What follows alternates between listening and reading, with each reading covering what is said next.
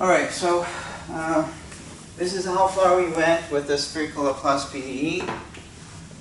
And I was doing the further work today, and I realized that if I use the n as I was doing the solution with Laplace differential equation on the disk, then later on when I name my functions, it has the wrong name. So unfortunately, I should have named this as m. Okay, so if you have last week's notes, please rename the n as m for those two. And here's how far we went.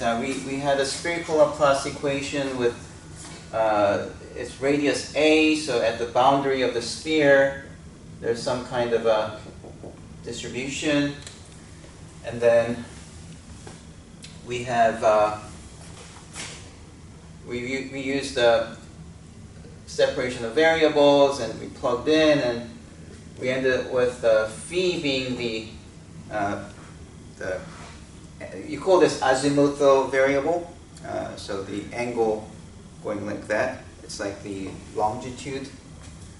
And I realized something else. I explained that theta goes from negative 90 degrees to positive 90 degrees. That's wrong. It should really be from 0 degrees to 180 degrees. So it's from 0 to pi. So theta is the angle from the top going all the way down to 180 degrees. And then we also found out the equation for r can be written, has two solutions like this, and rather than taking linear combinations of them, I just put them like this, because depending on whether you're solving for inside the sphere or outside the sphere, this will be the physical one for the inside the sphere, this will be the physical one for outside the sphere. Alright, so we have worked out everything until so far, and we just have to solve this equation. This is the last one that's remaining. Okay? So let's try to solve this. Oh, then, and there's another fine point that I forgot to say. See, at some point I had the mu, and then I explained that, oh, instead of the mu, let's write this as L times L plus 1. And the reason is when you solve the Cauchy-Euler equation, the numbers come out simpler. Now there is some problem with this. This has, if L is a real number, this has the minimal value as negative 1/4. It can't go below that. And what happens if mu becomes below negative 1/4? Well, you'll end up having L as an imaginary value. But if you have some imaginary power, then because of the Euler identity, it ends up showing some kind of oscillation. But that's also not physical. So there's some more argument of how you can go from just a number to look like this. One is that if you do this transformation, the answer looks easier, and on top of that, we also know that L has to be some real number, because if not, then you get solutions that are not physical. Yeah. So what I'm trying to say is that if you have like x to the 1 plus I, if you have a solution like this where you have complex number on top, this is not physical. Even if you just take the real part, that's because, what is this? This is like e to the ln of x, right?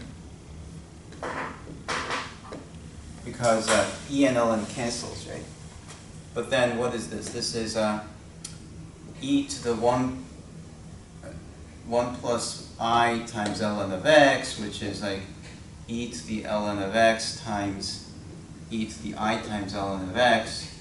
So that you have e to the ln of x, and then you have cosine of ln of x plus I times sine of ln of x, and this doesn't make sense. These, even if you take just the real part, it doesn't make sense because it's oscillating, right? Although it's logarithmically oscillating.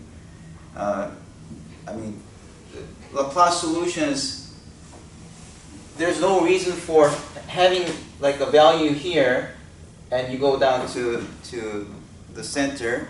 So just think about when you have a 0 here and then 1 here, then in between it doesn't make sense to have any kind of oscillation. So or if you solve this outside the sphere, it doesn't make sense. So that's why we don't like such a solution. And that's why we want these L and negative L minus 1 to be real values. And that's the explanation. Okay? Now,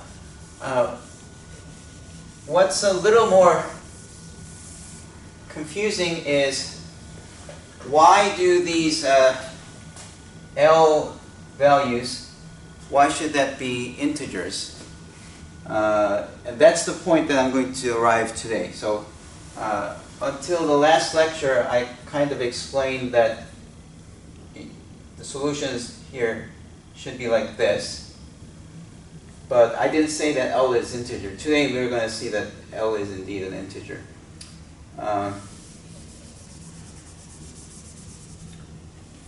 Yeah, we already know that n is an integer because it has to be periodic in the azimuthal direction. All right. Okay, so let's actually solve this. Now, to solve this, we need to do a change of variables. And I think I started this entire semester by explaining how to do change of variables. And I think you guys are still struggling because one of the quiz question was, the last one was that change of variables, and most people couldn't do it right. So let's do this carefully, okay? So we need to do a change of variables to this as, I'm going to say x is equal to cosine of theta. Actually,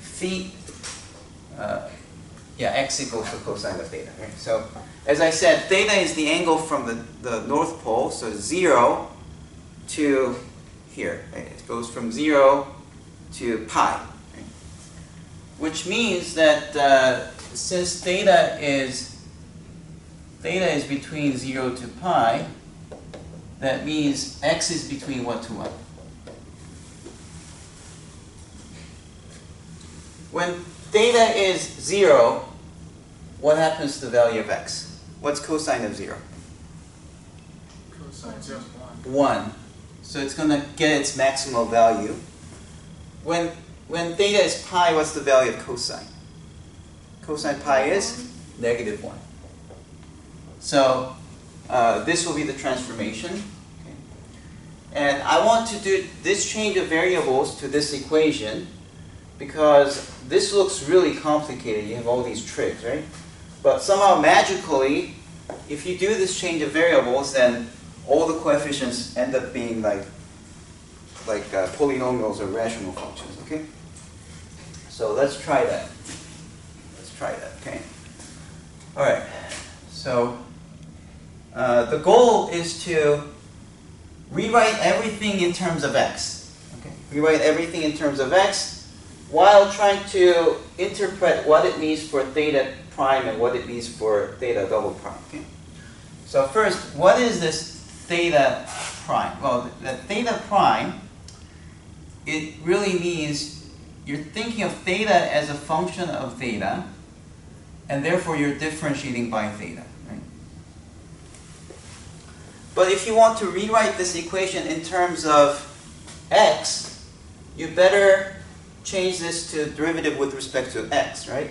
So what you do is you rewrite this as derivative with respect to x of theta, but then the chain rule says that you can't just put dx here, you should be writing down dx over d theta. Okay, then everything's good because these two will cancel and you do that. Okay, and this is not a situation when we use the multivariable chain rule because this is just an ODE. theta is a function of theta. So capital theta is a function of theta, and it's just, there's no other variables here other than theta. So it's an ODE. So we just use the very first calculus of one variable chain rule to write it like this. And what is dx d theta?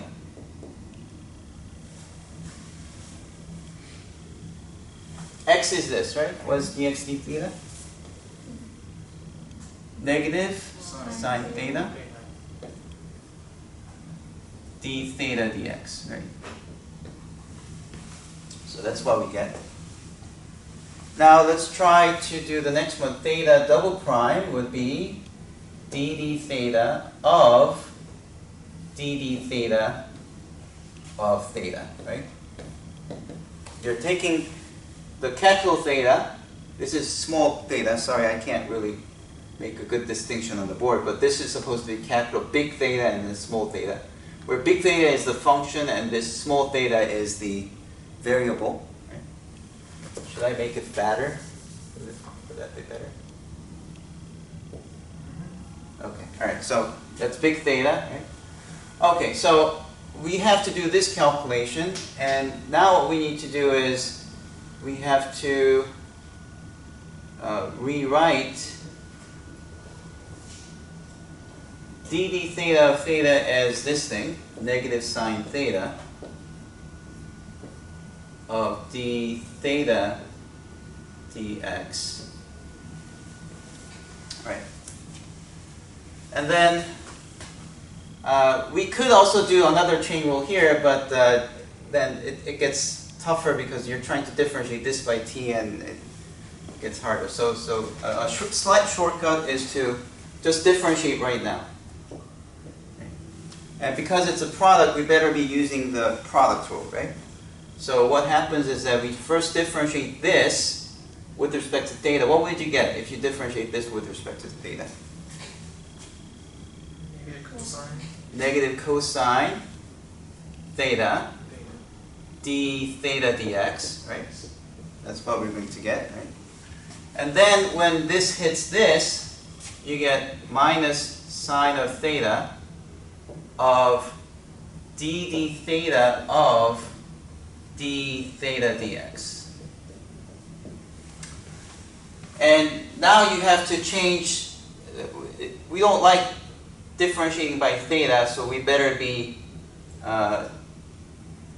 changing it, okay? So this is really confusing, sorry.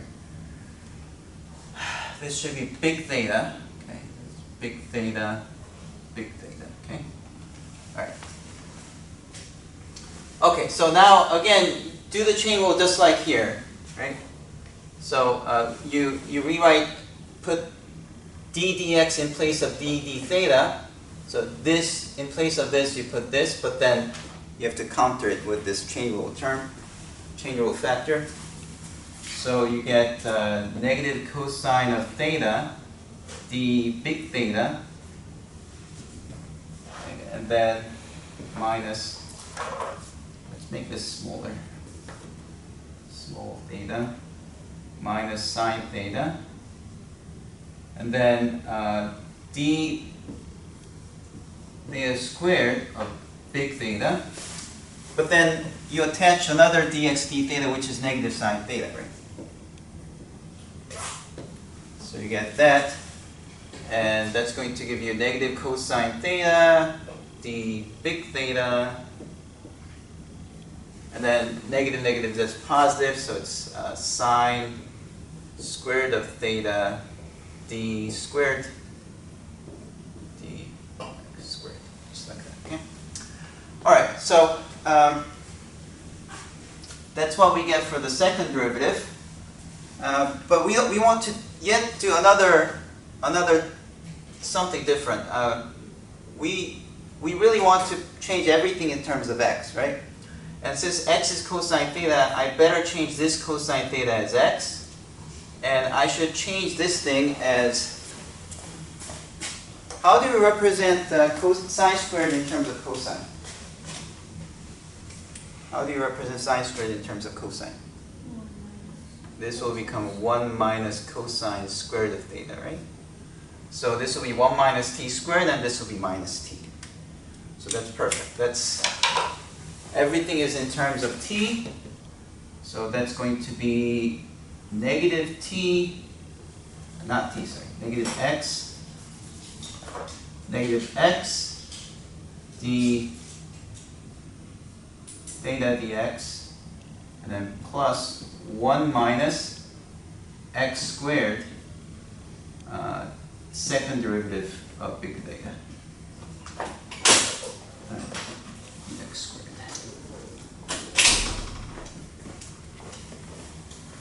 Okay. All right, so we have this. We have this. Okay. So now let's try to apply that. Now what we need to do is to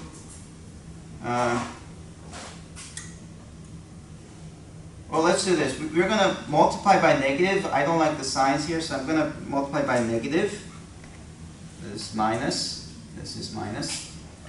And then I'm going to move this to this side while multiplying out the theta. So here's what I get. I get theta double prime plus cosine theta over sine theta, theta, big theta prime, okay, minus, actually plus L plus 1 minus m squared over sine squared of theta, big theta equals to 0. All right, so that's how we should first rewrite the equation. And now we're going to apply this one and then this one. Okay, so if I do that, this thing will now become 1 minus x squared, second derivative of theta, and then there's a minus x d theta dx. So this much is theta double prime. I just switched the order of writing. Okay, and then this one here, you have plus cosine small theta over sine small theta, and then theta prime is negative sine theta times d big theta dx, and then plus L plus 1 minus m squared over sine squared of theta big theta. Okay. All right, so because I don't have any room, I have to erase this. Hopefully you're going to remember.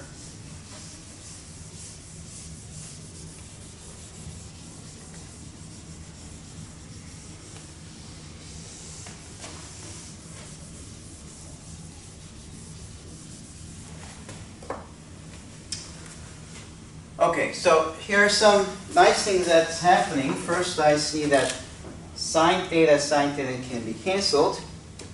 And if you do that, cosine theta is what? Just x, right? X is cosine theta, so that's x. And then sine squared is 1 minus x squared, right? Just like that. So this one is going to be 1 minus x squared. So yes? Do we turn that term into a negative x, or do we just keep it x? Oh, it's x and then there's a minus, right? Yes. Yeah, so it's negative x. Okay. So, once you do that, then you see that negative x is exactly the same term, right? So it'll be negative 2x. Right? So here's what we get. We get 1 minus x squared, second derivative, and then minus 2x, first derivative, and then so those two combine to become a single thing, and now I have L times L plus 1 minus m squared over 1 minus x squared of theta equal to 0.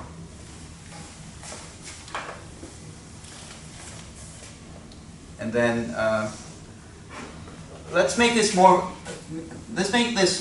even more familiar. So I'm going to rewrite this as I'm going to rewrite theta as y. So this is like 1 minus x squared y double prime minus 2x y prime plus L plus 1 minus m squared over 1 minus x squared y equals to 0. And this one has a name.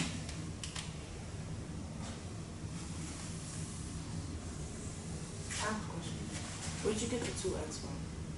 Oh, the 2xy. There's a minus x here. Mm-hmm. There's a minus x here, and they both have dp of dx, right? Oh. So they double up, right? Okay. All right. So please don't hesitate to ask a question if you don't understand.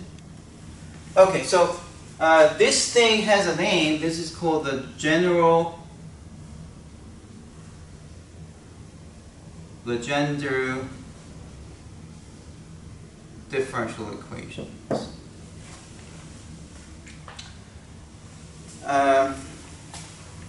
Whereas you drop the general if m is 0. So for the case m equals to 0, if that's the case, then you have 1 minus x squared y double prime minus 2x y prime plus L, actually you don't need a parenthesis in the case, it's just L plus 1 y equals to 0.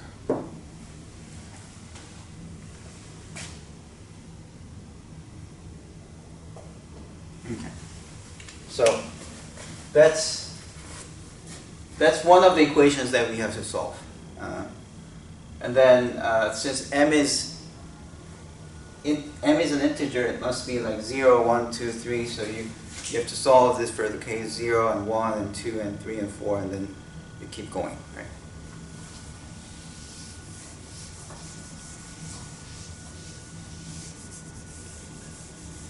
Now, we've already done one example of a PDE that had 3 variables, which was the wave equation on a disk. And there you probably remembered that the modes come with 2 parameters, right? So there was like the vibration, 0, 1 vibration, which was like doing this, right? And then you had the 1, 1 vibration, which was doing this, and then so on and so on, right? So they come with 2 numbers. And those 2 numbers are actually here as m and L, right? We already know that m is an integer. We don't know that L is an integer yet, okay? So what's happening is that for a fixed L, for a fixed m, so if you fix a m, so for this special case m equals to 0, you really have a Sturm Liouville problem. However, the Sturm Liouville problem has a boundary condition that's a little different than what we've been seeing before. So instead of saying y has a value of 0 at these endpoints, instead of that, what you have is that y of -1 should be finite, and y of 1 should also be finite.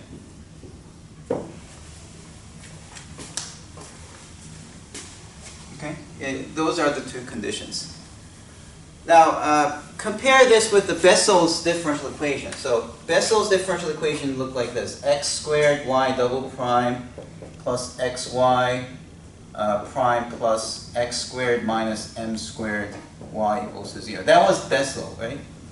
And if you recall, what we assumed here, it was that y of 0 is finite, and then we had y of a as 0. Right? So, and I really didn't bother to explain what's going on here as opposed to the regular Sturm Liouville problem. So remember, regular Sturm Liouville problem looks like this. Regular Sturm Liouville.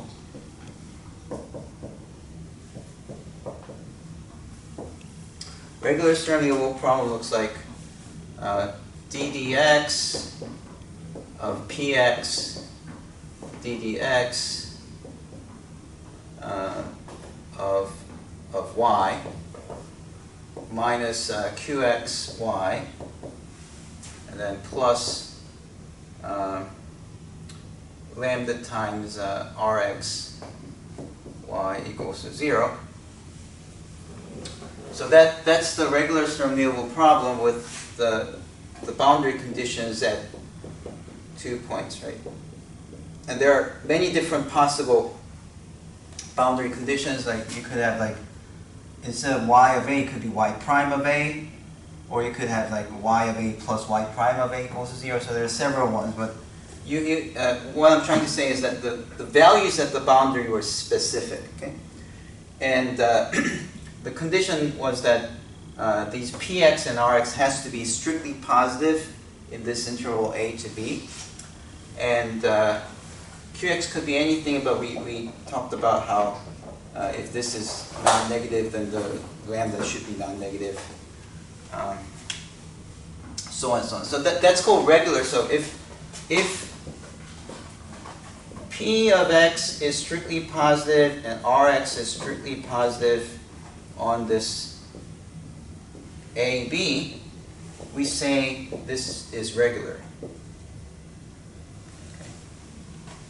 Okay. Now, as opposed to that, this one doesn't fit this category because I forgot how to rewrite this in this form. Should be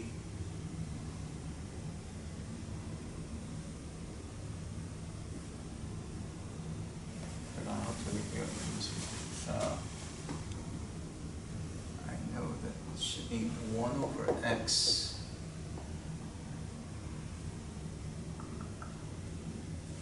It's should be xy prime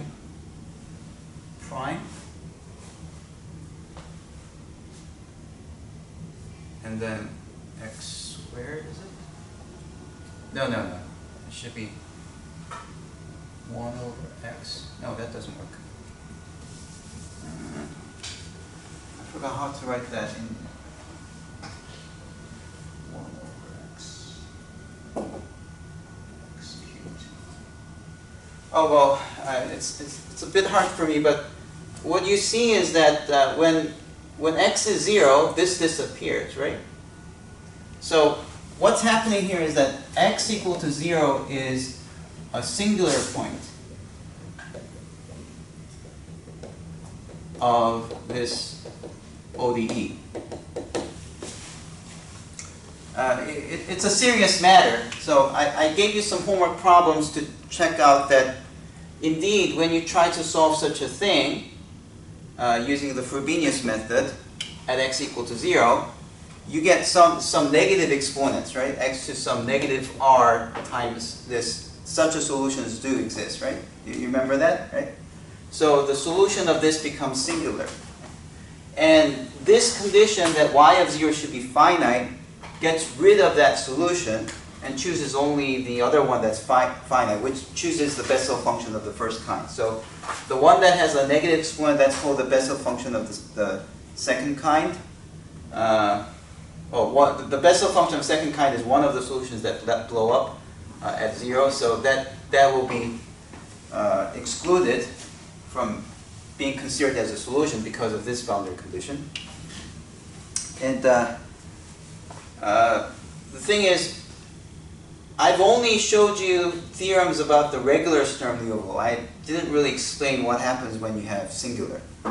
However, you get similar results as well. Even if it's a singular Sturm Liouville, you get similar results. Except that, as you can see here, when you have a singular point, look how when x is 0, this vanishes, right? Whereas this doesn't vanish, right? these vanish. So suddenly the order of the differential equation jumps, right? So whenever that happens, you call that a singular point, okay? And I didn't explain regular singular point and irregular singular point and so on and so on. There are much more theories beyond that, but all you have to know is that if you plug in 0 and suddenly you get a differential equation that jumps its degree, that's called the singular point. And the solutions, if you actually solve it, you end up with some singularity at exactly those points. That's the problem. You get infinity at those points. That's the problem. Okay.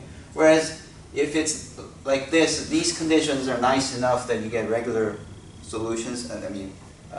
Solutions where you don't have singularities. So those are called regular Sturm Liouville. And the reason I'm talking about all this is because now you see that both points are finite, right? You're insisting that both points are finite. So that makes you wonder, why is it that you're saying this and you expect that this will have finitely many eigenfunctions, right? Because not finitely many, but discrete eigenfunctions. If you have non-discrete eigenfunctions, then we have too many, and you can't write the sum as a solution. No. You can't write the solution as a series, and all kinds of problems come up. Okay, so you really need the eigenfunctions to be not finite, infinite, but with discrete eigenvalues. That's something that we must have in order to write the solution down. So the next question is, what's so special about this -1 and 1 that that you would expect that this should be giving us some finite, some discrete eigenfunction? Was it too hard? Okay. You guys have some idea of why -1 and 1 are so special about this one? Do you see anything that's special about this? What is it about -1 and 1? What does that have anything to do with this differential equation?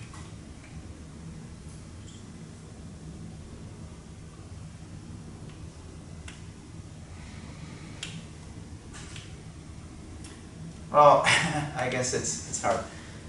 What I was trying to say is that if you plug in 1 here, what happens? Vanishes, right? This doesn't vanish, but you get a first order differential equation briefly at x equals to 1. Same thing happens at -1. If x is -1, briefly this becomes 0, and you get a first order differential equation. Okay? If that happens, you know that those are the singular points of this differential equation. Okay? Right. So what does that mean? That means right now we've only tried to find solutions around power series of powers of x, right? But you could write the solution, you could try to find the solution of this in this form: summation of an x minus 1 to the nth power.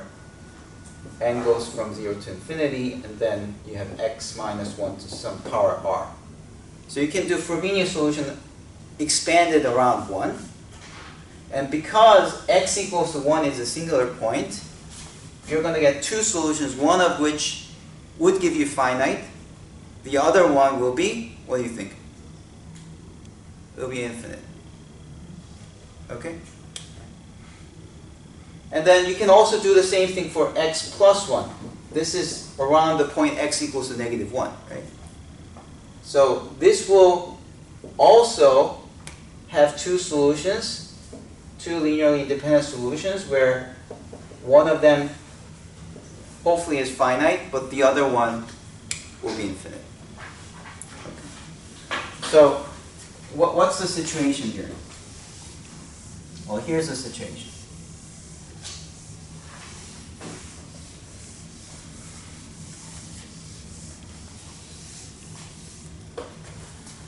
You have this interval -1 to 1. And you're looking for some kind of a solution that will satisfy this. Right? Now, because this is a second order differential equation, you have two linearly independent solutions. Right? Now, what's happening is that you could solve this differential equation at -1, and one solution will give you some finite value, right? But the other solution will be either negative infinity or positive infinity. Something like this happens. Okay? Yeah. Something like that. Okay. And then if you solve it over here, you're also going to get something like some infinity here, either negative infinity or positive infinity, and then you might get some value here. Now, because one blows up and the other doesn't,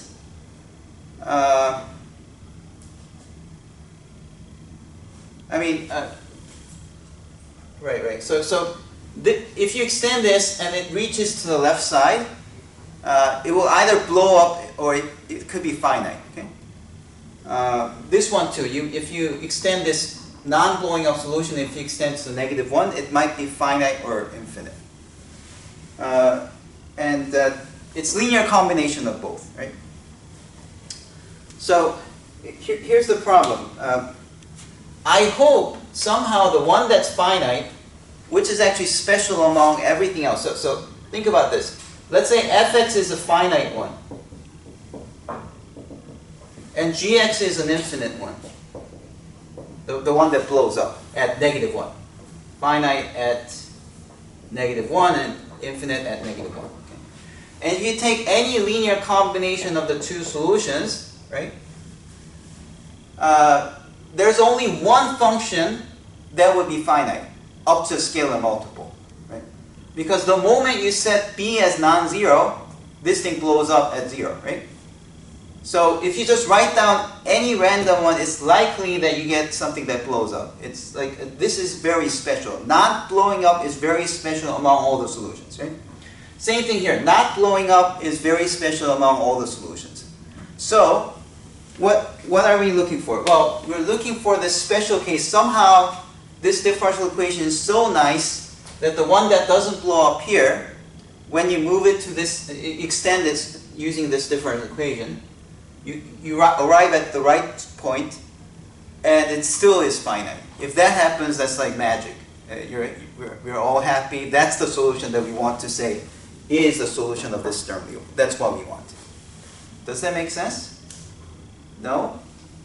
I see someone. How much are you understanding, Liam? Kind of. Kind of? Okay. All right. So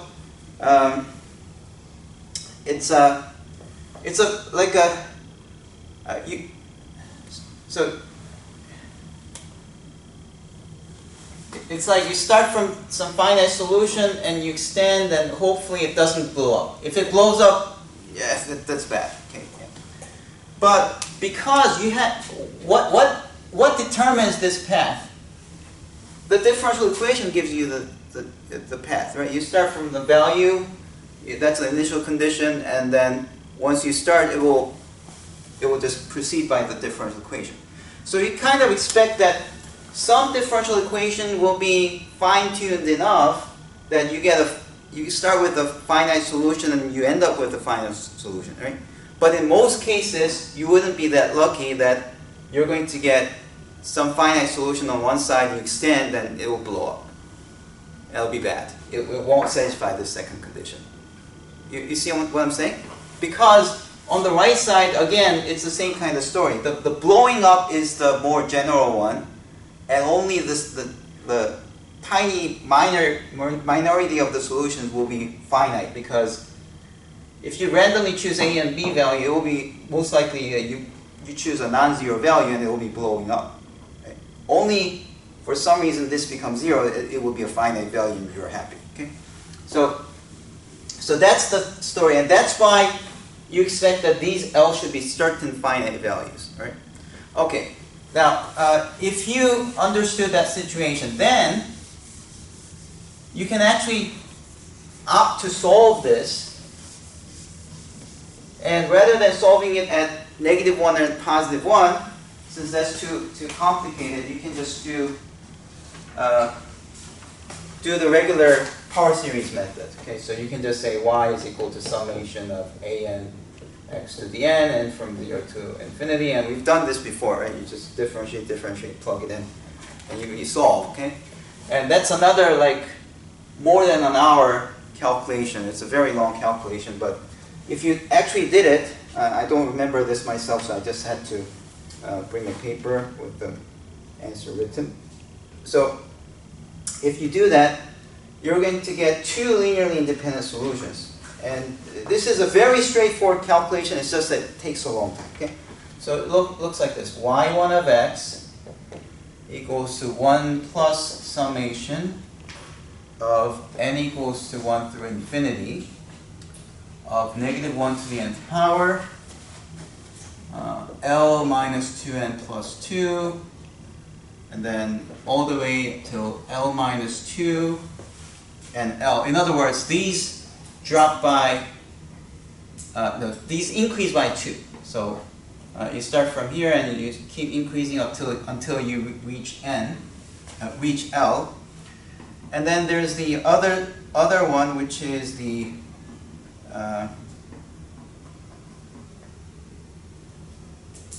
L plus 1, L plus 3, all the way up till L plus 2n minus 1, over 2n factorial of x to the 2n. Okay. And then, so that's the first solution, and the other solution is x plus summation n equals to 1 through infinity, negative 1 to the nth power. So you start from L minus 2n plus 1. Again, you increase by 2's. So keep adding by 2's, you get L minus 3, and then you reach L minus 1. And once you reach L minus 1, then you skip a 3, so L plus 2, and then you increase by 2's. So it's kind of weird why that would happen. So you get L plus 2n all over 2n plus 1 factorial, and then x to the 2n minus 1. Okay. So that's what you get, and then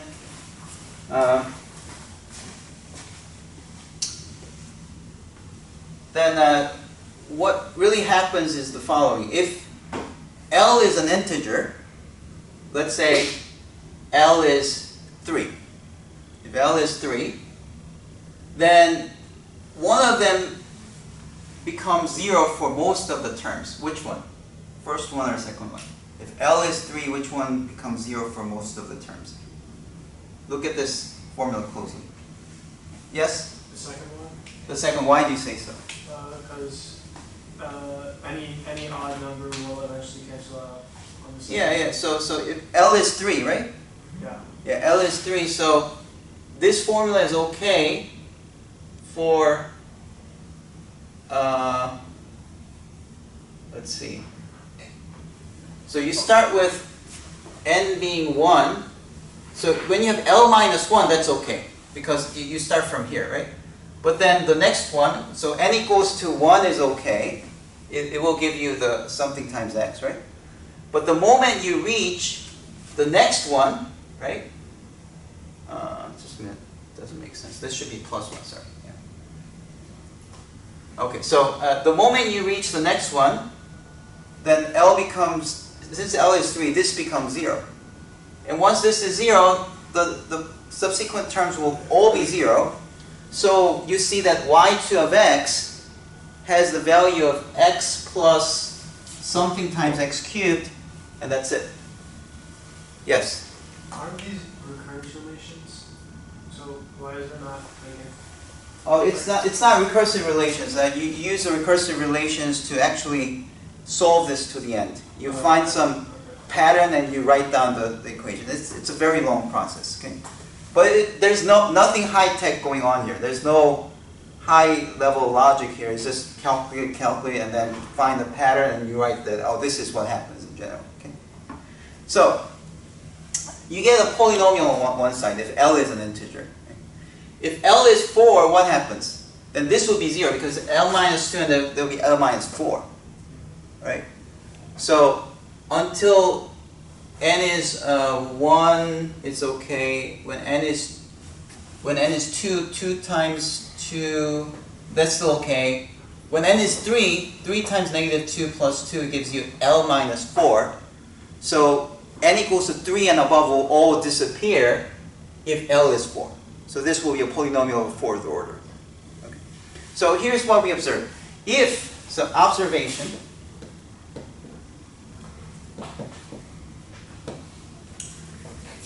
if L is an integer, is a positive integer,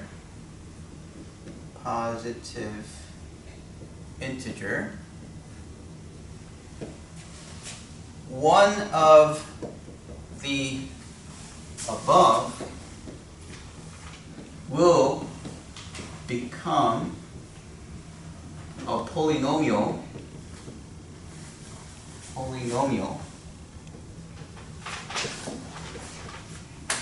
of order L. Now notice that these are only even terms, right? Even powers.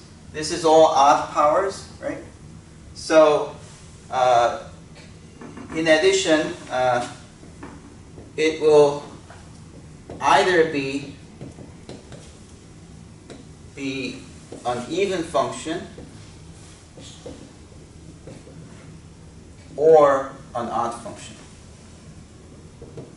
So if L is an odd number, it will be an odd function. If L is an even function, it will be an even function. Right? But then, think about what a polynomial does. Polynomial is the nicest function you know of, right? Especially we like it. Why? Because? We like it because? Why do we like the polynomials better than the other ones? Come on. You can find an analytical solution. This, right? It's finite. You're right. Yeah, it's finite, right? Yeah. Polynomials are finite, right? So, here comes the magic. If L is a positive integer, then suddenly you have a polynomial which is finite in both -1 and 1. Right? So, you can say, oh, we found some eigenfunctions here, right? Now, however, the question is, are they complete? That's a problem, okay? So, what do I mean by complete? Well, you see, eventually we have to round up all the eigenfunctions, put them into this building blocks, and make the solutions work, right? And for that to work, we have to be able to express any other function by using these building blocks, okay? If you left out some building blocks, then it won't be able to express every function. That's completeness, okay? Yeah. So being complete, so to have a complete set of eigenfunctions means that any other function can be represented as an infinite series of the eigenfunctions you found. Okay? That's what it means. Right? And for regular Sturm Liouville, that's always guaranteed. The singular ones, you have to be careful. Actually, I don't know the theory that well, but at least for the cases where we have the Laplace of spherical and the wave equation for the disk, and which involves the Bessel functions there, the functions here are called Legendre functions. For those cases, we know that it's complete. Okay. All right. So here's what we're going to do. We already found some eigenfunctions, and yes. Can you remind us how you got y1 below those two functions right there? How we got these? Yeah. Well, we plug this into this differential equation. Okay. And you just do a series solution. Okay. So Actually, I have a video of this derivation on my channel as well. Just type in Legendre functions and you'll find a lecture that's over 1 hour long. And I actually do the entire thing. It's very long, okay? But not hard. It's if you could do my exercise problems, you can do them. Okay, it's not hard. Okay. All right, so where am I? Okay, so that's the problem. The question is, if we only take these, would it be complete? And what's going to happen is that the answer is, what do you think the answer is? The answer is, if it's not, then we wouldn't be learning this. It wouldn't work, so it's not going to be taught at an undergraduate level. So the answer is yes. You can express any other function. So these will be everything. Okay? And the eigenvalues will be everything that looks like this, starting from L equal to 0. Okay? Starting from L equal to 0, it will be like that. Okay. But if you were to honestly solve this without like resorting to this idea of like, let's just solve it around 0 and see which one gives you some finite values, it's a very hard problem. Trying to solve this and doing this idea of like starting from -1 and trying to see when it shoots to get the value at 1 to be a finite value, it's a very hard problem. And I mean, even as 2 or 3 years ago, I've seen papers written about that approach. However, we don't have to worry about that for our case because if we can prove that the polynomials, oh, I should have named those polynomials. Okay, so definition. You have P of L of X, and this is also very complicated, so I broke mine here. P of L of X is 1 over 2 to the L factorial of differentiate by x L times of x squared minus 1 to the Lth power. Right, okay. So notice that this has twice the degree of the derivative, right? So if you differentiate this L times, you're going to end up with the degree L polynomial, right? And once you do this calculation and you put it into this differential equation, you're going to see that it's satisfied for integer values of L, right? And this will be an even polynomial for L even and odd polynomial for L odd. So it's actually one of the solutions, y1 and y2, with some multiplication factor. Okay. Now the multiplication factor here is chosen so that P of L of 1 is 1. Okay. Right. So this has a name. This is called Legendre polynomials. Okay, so that's called Legendre polynomials. And they are indeed finite solutions. So these are all the eigenfunctions. But instead of having to do this argument of starting from -1 and see what happens at 1, we don't do that argument. Instead, what you do is, let's just show that this is complete. In other words, any reasonable function, it's actually L2 square integrable function, but so what we want to show is that fact, I'll just say fact. Any square integrable function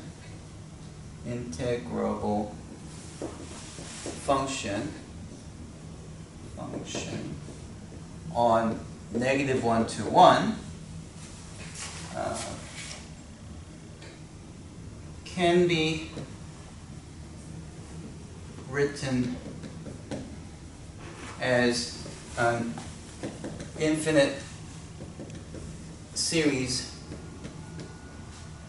of PLX. Okay? So in other words, you can rewrite any function of x as summation of n equals to 0 through infinity, L equals to 0 through infinity, infinity of AL PLX, where ALs are some constants. So you can do that. Right? Now, how do we know that? Well, so this is the thing. If we had an honest, regular Sturm Liouville problem with some definite boundary values, we don't have to prove this. It's already part of the big theorem. The theorem says if we find the eigenfunctions, it will be complete, and you can express every other function by these building blocks. However, because we're not doing that, and even like trying to solve this, checking these are so hard, the way we approach it is the following. So the way we approach it is, there's another way to think about Legendre polynomials. So Legendre polynomials are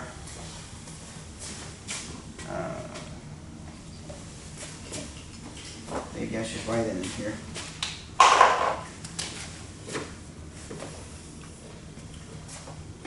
So what's a Legendre polynomial?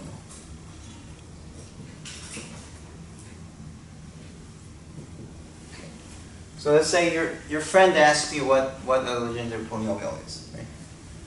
And you didn't want to spend all this time explaining where you get them. Right?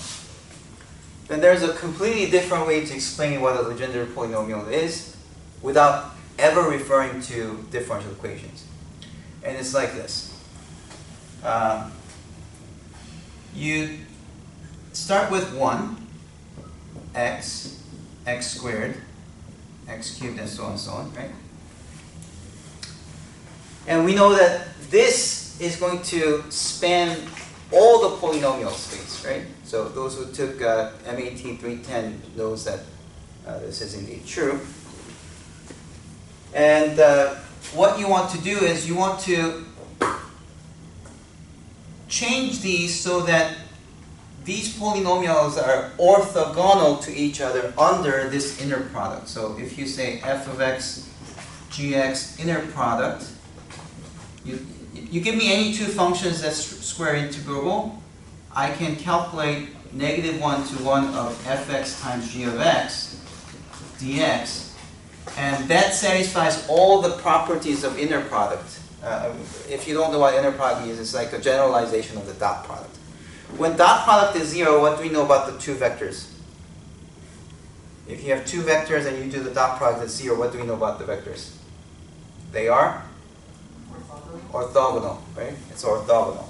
So, first of all, 1 and x are orthogonal already, because if you multiply 1 times x and you integrate x from -1 to 1 is 0, right? So 1 and x are okay, these are orthogonal. But then x squared is not orthogonal to 1 because, what is this? -1 to 1 times x squared dx, that's going to be 2/3, I think? Yeah, it'll be 2/3. It's not orthogonal. Their dot product is not 0. So what you do is, you take x squared and you subtract 2/3. Then suddenly this will be orthogonal to 1, and it's still orthogonal to x, right? And you also want to rescale this somehow so that when you evaluate it at 1, it gives you 1. So if you plug in 1, it's, yeah, so it should be 3x squared minus 2. Okay. So this one definitely is, it gives you 1 when you plug in 1, and then if you multiply this with this and you integrate from -1 to 1, you will get 0. So, did anyone hear about Gram-Schmidt procedure? Yeah, so that's how you get orthonormal basis out of the general basis. So you start from this basis, and it's like Gram-Schmidt except that it's not it's just orthogonal, it's not orthonormal. You just use some scaling factor that makes this one work, because it looks better, it's prettier if you do it by this convention, right? So, so that's the idea. That's the Legendre polynomial. So, what this immediately tells us is the following. If you have only Legendre polynomials, you can express any polynomial using infinite series. So all polynomials can be written as Legendre polynomials. Actually, this is not even an infinite series. If you have a polynomial of degree L, then you just need to go up to Legendre polynomial of degree L. There should be some way to write it as a finite series. Okay, so already having these will get you all the polynomials. But then the next thing is there's something called the Weierstrass theorem,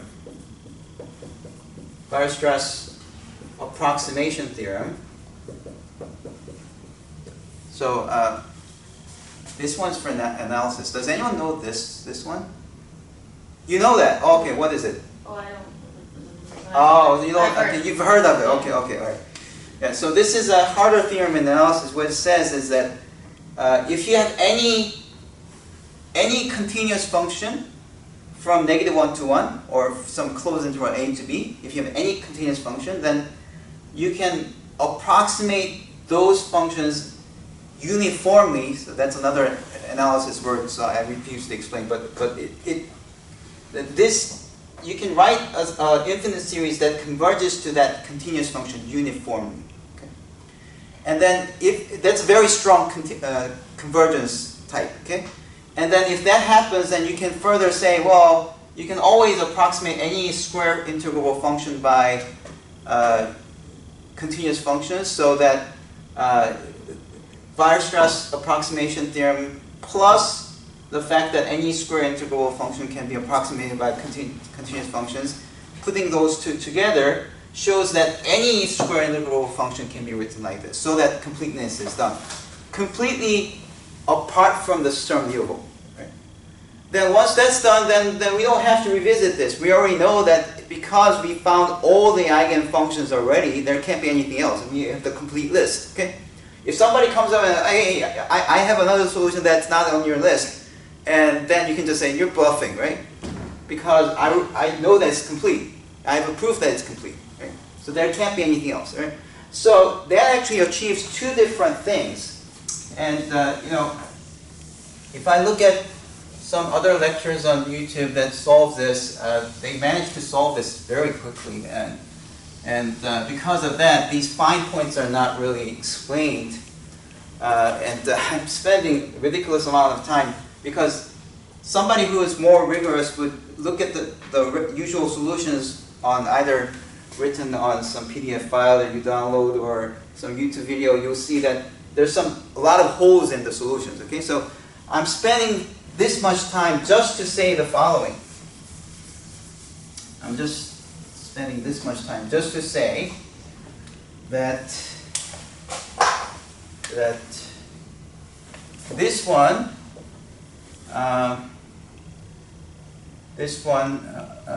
will force the L's to be non-negative integers. Okay? And the eigenfunctions will be PL of x.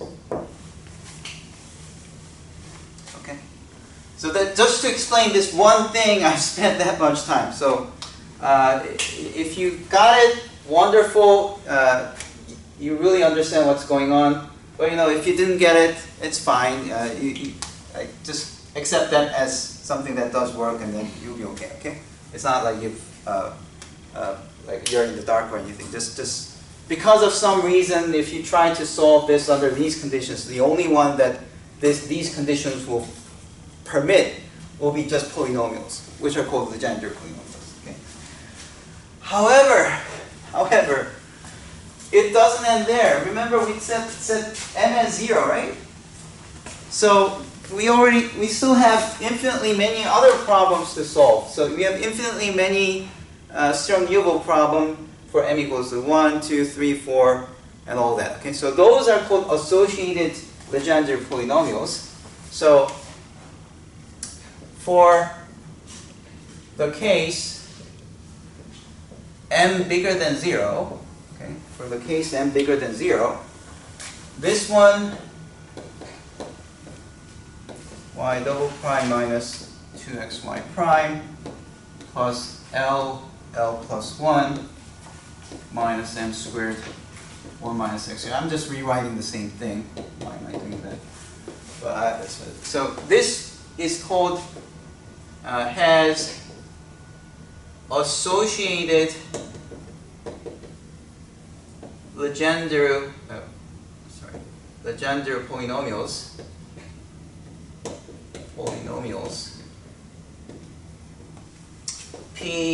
PLMX given by as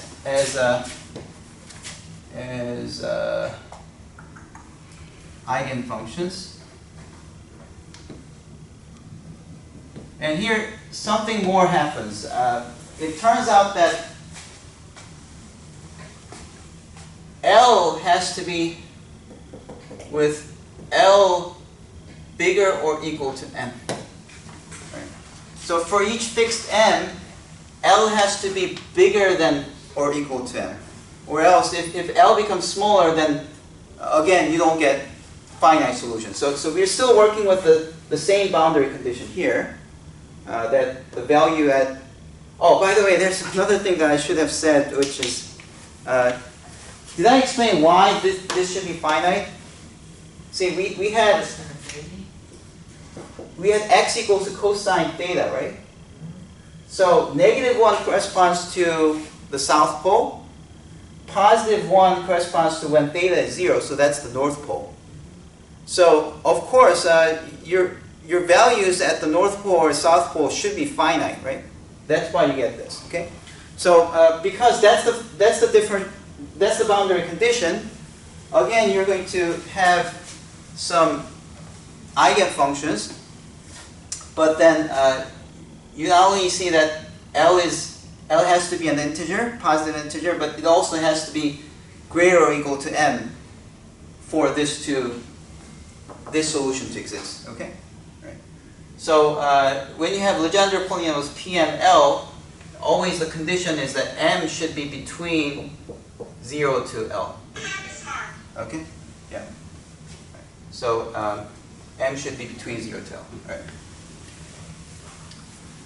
Okay, and I should also give you the definition of the associated Legendre polynomials, which I don't remember, so I'll have to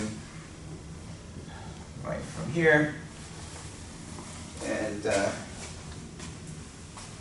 this is, it looks very similar to the above. Oh, I raised it, but 2 to the L factorial 1 minus x squared m over 2, and then dx L plus m, and then x squared minus 1 to the L. Okay. So let's see. Let's look at the degree of this polynomial. Okay. Assuming that m is even, if m is even, then the above is 2 times m over 2 would be the degree of this, right? Plus 2l would be the degree of this. Minus, you're differentiating by l plus m, so you have to subtract by this much. And then you get l plus m as a degree. Okay? Right. Cancel. No. L as a degree, sorry. So this cancels, so m minus m cancels away, and then you get 2l minus l, so it's l. Now, however, also see that at some point, if m is too large, if m is bigger than l, then this derivative will be 0, right? Because if m is bigger than l, you're differentiating more times than the degree of this polynomial, so it'll be 0. Okay? So that's why this is needed. M can only be as big as L, right?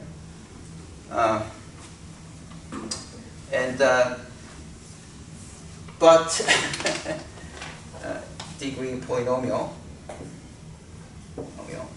But if M is odd,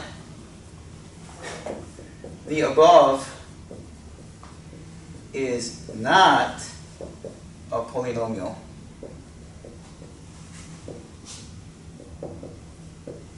It's not a polynomial because if it's odd, it's like something like square root, because there's a half there. So it's actually square root of 1 minus x squared times some polynomial. That's how it looks like for M odd.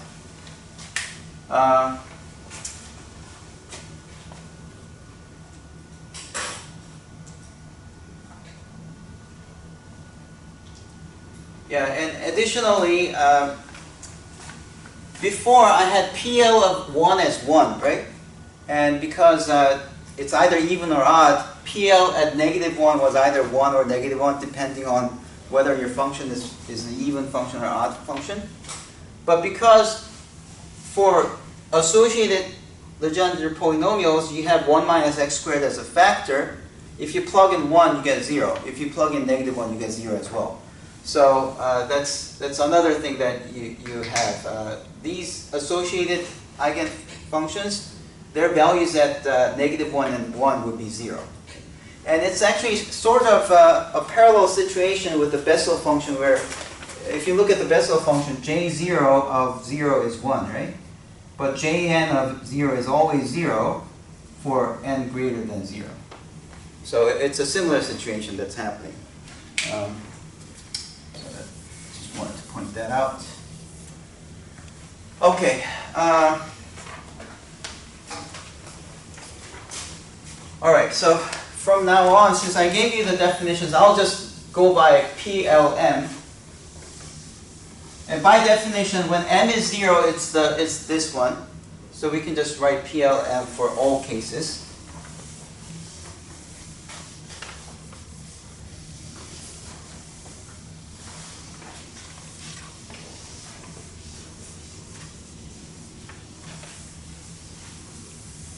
Okay. So what that tells us is that this theta function, that big theta function that we had, is actually equal to PLM, okay, of x, but x was cosine of theta, remember? Right? It's not PLM of x, x is cosine theta, so that's what we have. And now we are very close to writing things down. So here is the solutions. Okay. So U R phi theta is equal to R to the L A times cosine m phi plus b times sine m phi times p l m cosine of theta, right?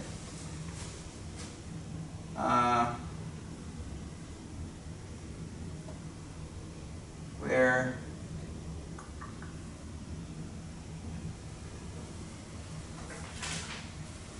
okay.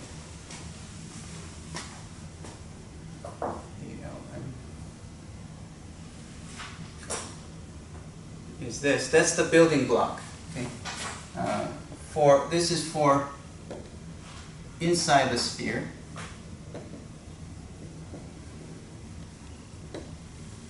And for the outside, U R phi theta would be R of -L minus 1, A cosine m phi plus B sine m phi and PLM cosine of theta.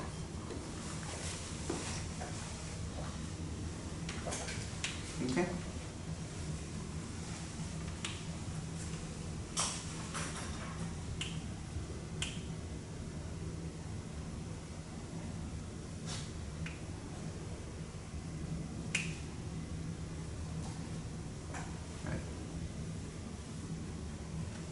Okay.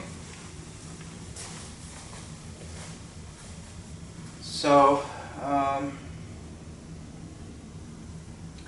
then we can write down the general solution as the following. General solution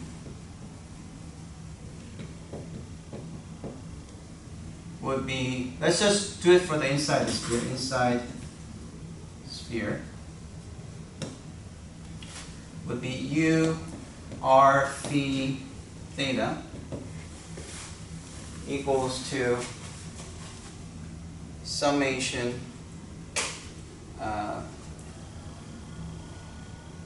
well, there's a constant term which so at least for the inside the sphere there's a constant term because when L is 0, that's just the constant, and P0 of 0 is a constant function.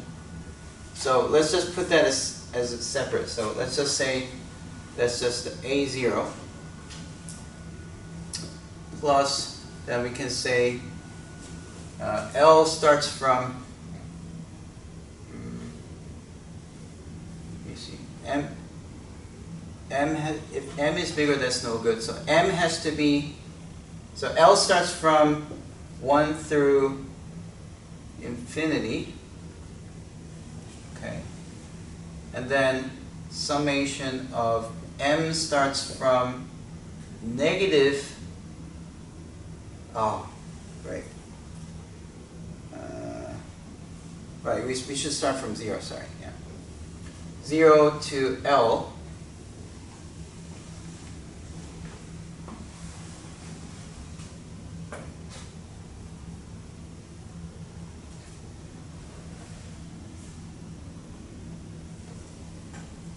Right. Of AN cosine M phi plus BN sine M phi, and then PL M cosine theta. So that's how you get this. And then now we have to find the value of AN and BN, right? So first what you need to do is you plug in A into both places, which gives you, oh, I forgot the R to the end, sorry. I have to put R to the end somewhere, sorry. Here. M starts from 0 to L, R to the L. Sorry. Okay. So if you plug in A into R, here's what we get. We get F of phi theta is equal to U of A phi theta,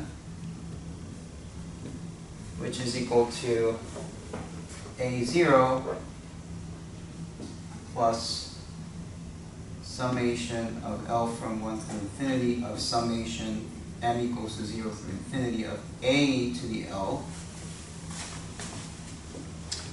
AN cosine M phi plus BN sine M phi of PLM cosine theta.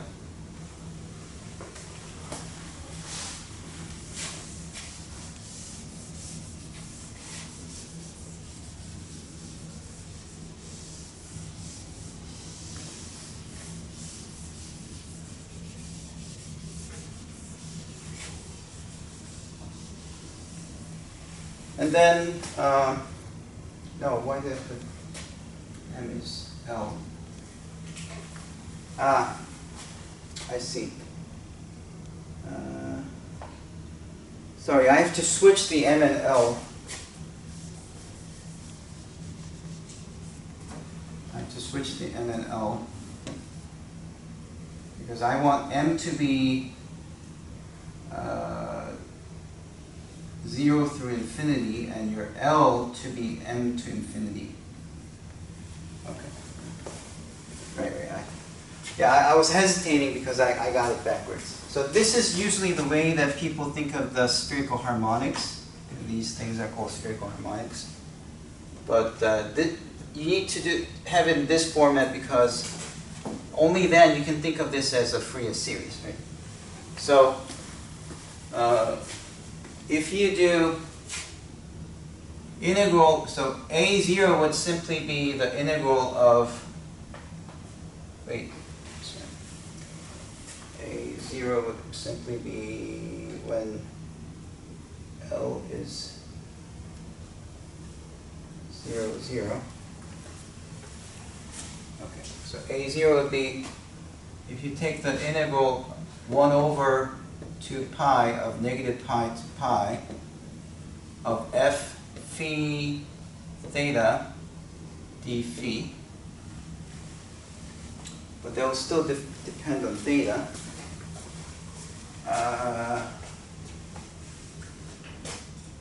And then, let's see, the very first constant term is when both m and L are 0.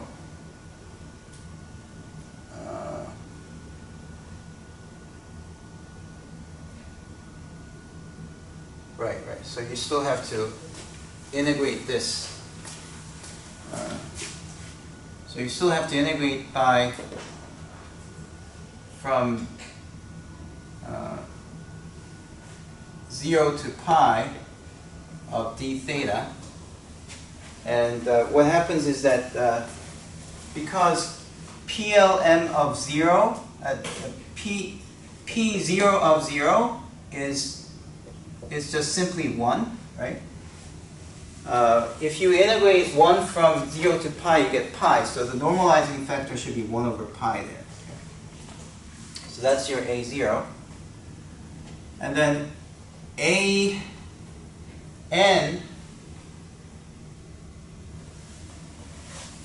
Okay. There's actually two things going on here. These actually, N and M, they depend on two things, right? They depend on LM, right? I forgot that this is a three variable PDE. So actually, you get A00 from here. Then, if you have ALM, this is first you integrate negative pi to pi 1 over pi of f of phi theta. You multiply that against cosine m phi d phi. But then you have to integrate this against 0 to pi of d theta. And then you have to divide this by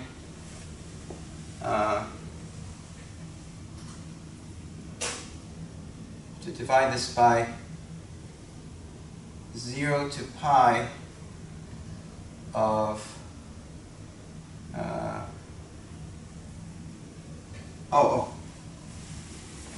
you have to multiply against PL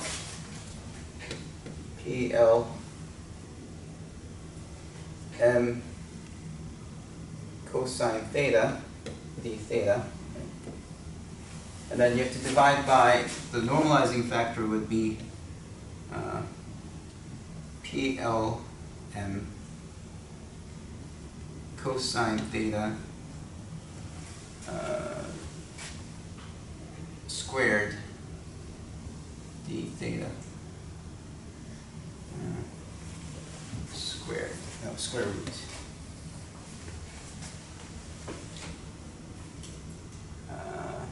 Let's see.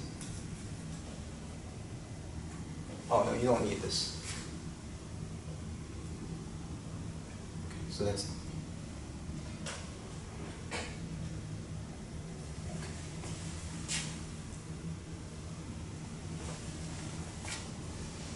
the BLM, which let's write it as well. So 0 to pi of 1 over pi, negative pi to pi, f of phi theta, sine m phi d phi times PLM, cosine theta, d theta, and then divided by,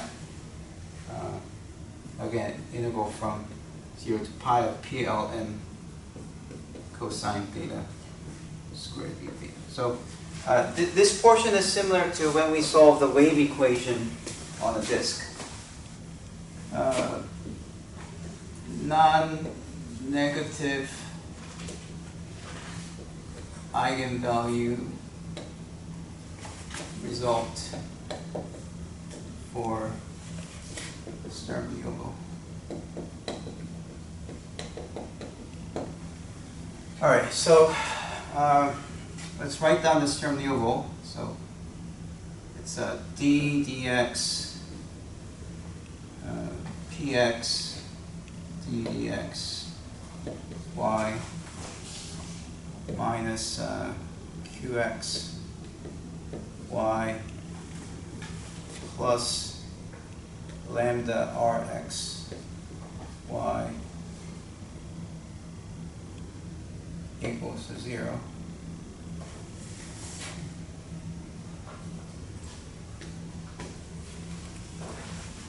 With the boundary condition alpha 1 y of a plus alpha 2 y prime of a equals to 0.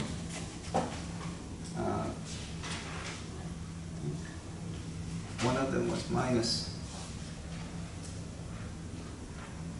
beta 1 y of b minus beta 2 of y prime of b equals to 0. And the theorem is that if, so this is a regular Sturm Liouville problem, so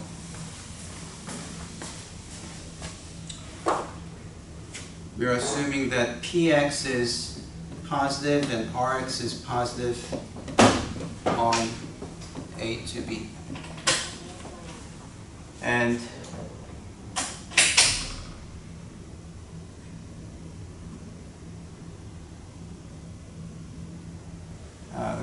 the theorem is that if qx is non-negative, then lambda is non-negative. Okay. So let's try to solve that. Okay. Proof. So what you do is you multiply by y and integrate. So if I multiply by y on the left side, I get, so multiply by y, so, and then you integrate from a to b. Now I'm going to move these to the other side and integrate. So this is integrate from a to b of negative d dx px, let's just put y prime here, y prime of x times y, and then this is times y, it's this much times y, okay? And then dx plus integral from a to b of qx y squared dx.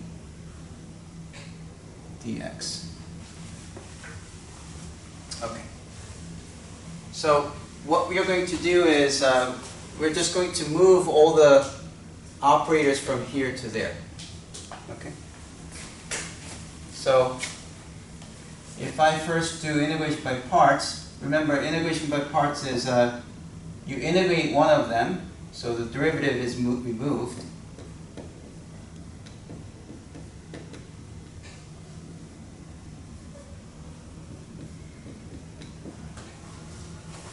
plug in A and B. And then plus, because of the minus is plus, and then the other one gets differentiated. So you have A to B of Px y prime stays the same, but then this is differentiated instead.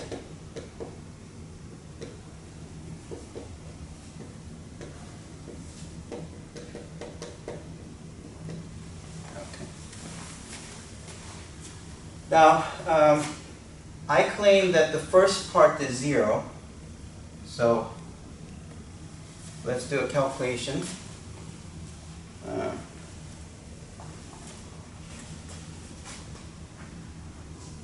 So if I plug in B, say this part here, this part will be negative P of B, y prime of B, y of B, plus P of A, y prime of A, y of A. All right, that part,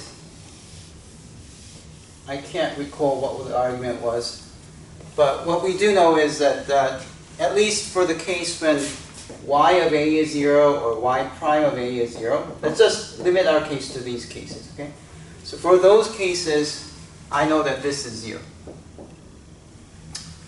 Then now we have the following case. We know that this, because Px is positive, this will be non-negative, right? Because this is y prime of x squared. Right? A square function cannot be negative, so positive times positive, so is greater or equal to 0. Also, the same story here. Y squared will be non-negative, and this is non-negative, so this will also be greater than 0. But then, look at what you have on this side. You have lambda times A to B of Rx times y squared dx. So now you divide both sides by this quantity, which I know is it's actually strictly positive because y is not non-zero function. Rx is strictly positive, so this is a non-zero function. So if you divide both sides by this, then you end up with lambda greater or equal to 0. Okay. Sorry about this part. It should be some Wronskian argument, but I forgot what the argument was. All right. So what I want to show you is these things called spherical harmonics. So let me write first what it is. These are y L m theta phi equals the square root of 2l plus 1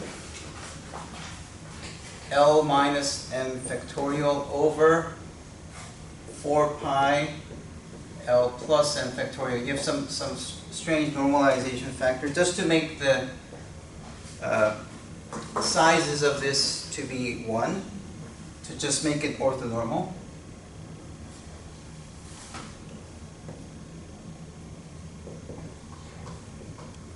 Okay, so these are called spherical harmonics. And if you think about what's happened is that instead of having A times cosine m phi plus B times I times B times sine m phi, what happened here is that I just used the Euler function, okay? And of course you can use the Euler in general and make the coefficients to be complex.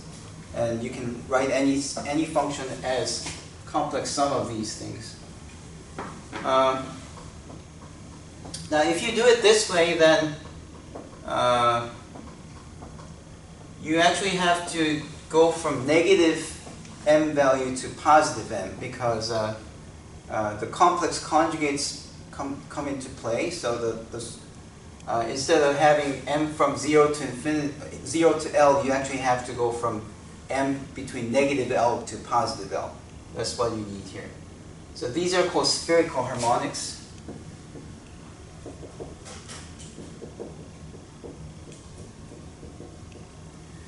And what we just learned today is that if you want to solve the Laplace equation on the sphere, and then the solution of the Laplace equation inside the ball is simply this times R to L. That's what it is. So this times this, and you add up, you do infinite sums where L goes from 0 to infinity and N goes from negative L to L.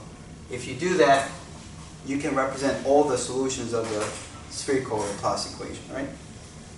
So because of this, it's important to know these spherical harmonics. So let me just put spherical harmonics.